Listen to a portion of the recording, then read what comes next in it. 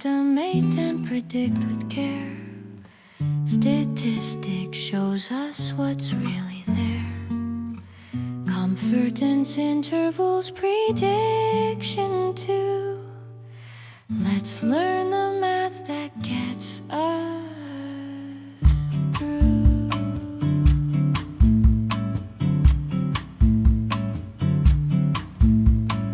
Y equals x beta plus epsilon.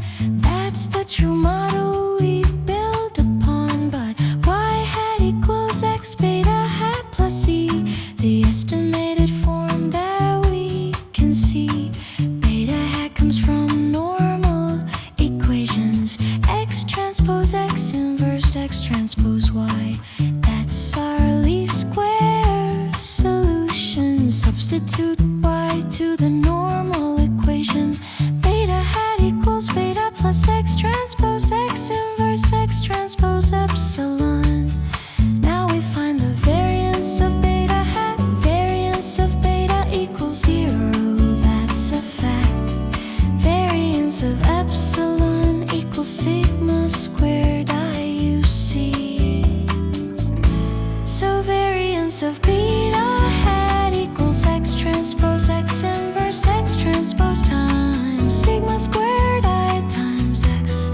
X transpose x inverse equals sigma squared times x transpose x inverse. Here it comes. Confidence intervals, prediction intervals, know the difference. It's statistical. One's for the mean, one's for new data. Both use t-distribution. That's the way to go. Confidence intervals, prediction intervals, mathematics makes it all so clear. For confidence intervals at x new, variance of y new hat equals variance of x new transpose beta hat equals x new transpose variance of beta hat times x new equals sigma squared x new transpose x transpose x inverse x new. Take the square root, that's SE new hat. Standard error for confidence, imagine that. Confidence interval calculation, y new hat plus or minus t phi times SE new hat. That's the range for our estimation, where the true mean lies with our confidence intervals, prediction intervals, know the difference. It's statistical. One's for the mean, one's for new data. Both use t-distribution. That's the way to go. Confidence intervals, prediction intervals, mathematics makes it all so clear.